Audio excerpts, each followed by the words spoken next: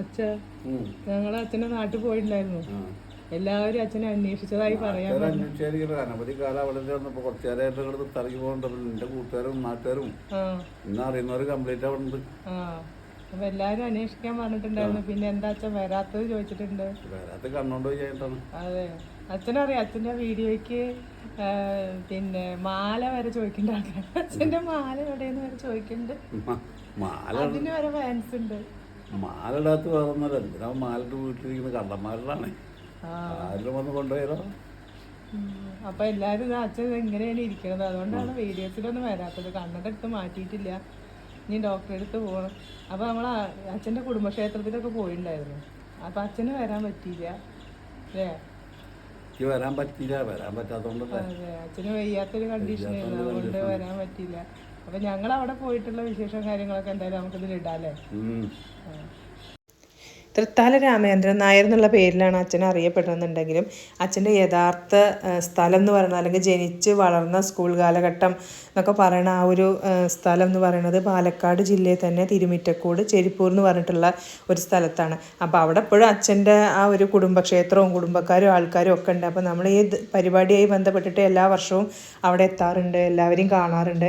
അപ്പോൾ ഈ ഒരു പ്രാവശ്യം അച്ഛന് അതിന് എത്താൻ പറ്റിയില്ല. കാരണം അച്ഛനെ അറിയുന്ന കുറച്ച് ആൾക്കാർക്ക് അറിയാം അച്ഛന് ഹെൽത്ത് ഇഷ്യൂസും കാര്യങ്ങളൊക്കെ ഉണ്ട്. പിന്നെ കണ്ണട വെച്ചിട്ടിരിക്കുകയാണ്, സർജറിയും കാര്യങ്ങളൊക്കെ കഴിഞ്ഞിട്ട്. അപ്പോൾ ഡോക്ടർ അങ്ങനെ പൊടിയോ കാര്യങ്ങളോ ആവണ സ്ഥലത്തേക്ക് അങ്ങനെ പോവരുത്, കണ്ണിനൊരു റെസ്റ്റ് പോലെ പറഞ്ഞിട്ടുണ്ടായിരുന്നു.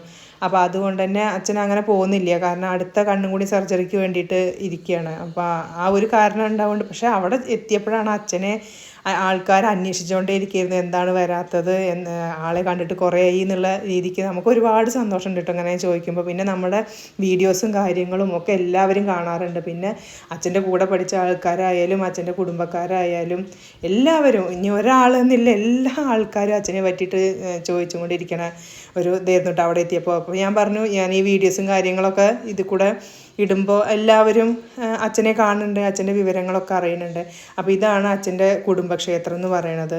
പിന്നെ അച്ഛൻ്റെ തറവാടിനോട് ചേർന്നിട്ട് തന്നെയുള്ള ഒരു ചെറുതായിട്ടൊരു അമ്പലം അവരുണ്ടാക്കി എടുത്തിട്ടുള്ളതാണ്. പിന്നെ ഞങ്ങൾക്ക് ഉച്ചയ്ക്ക് അവിടെ ഭക്ഷണവും കാര്യങ്ങളും ഉണ്ടായിരുന്നു. ഭക്ഷണത്തിൻ്റെ കാര്യം ഒന്നും പറയുന്നില്ല കേട്ടോ, അടിപൊളി ഫുഡായിരുന്നു. എനിക്കതിൽ പ്രത്യേകമായിട്ട് ഇഷ്ടപ്പെട്ടു എന്ന് പറയാൻ അതിലൊരു പ്രത്യേക തരം ഉപ്പേരി ഉണ്ടായിരുന്നു. അതെനിക്ക് ഭയങ്കരമായിട്ട് ഇഷ്ടമായിട്ടോ. പിന്നെ ഇതാണ് അമ്പലത്തിലെ പൂജാരി. അപ്പോൾ അതൊക്കെ കഴിഞ്ഞിട്ട് വൈകുന്നേരം മേളവും കാര്യങ്ങളും ഒക്കെ ഉണ്ടായിരുന്നു. അപ്പോൾ ഞങ്ങൾക്ക് അതിനൊന്നും നിൽക്കാൻ പറ്റിയിട്ടുണ്ടായിരുന്നില്ല, അച്ഛൻ വീട്ടിൽ ഒറ്റയ്ക്ക് ഉണ്ടായിരുന്നത്. അപ്പോൾ അതൊക്കെ കഴിഞ്ഞിട്ട് ഞങ്ങൾ അപ്പം തന്നെ പോരാനുണ്ടായി. അപ്പോൾ അതാണ് അച്ഛൻ്റെ നാട്ടിലെ വിശേഷങ്ങളും നാടും കാര്യങ്ങളൊക്കെ.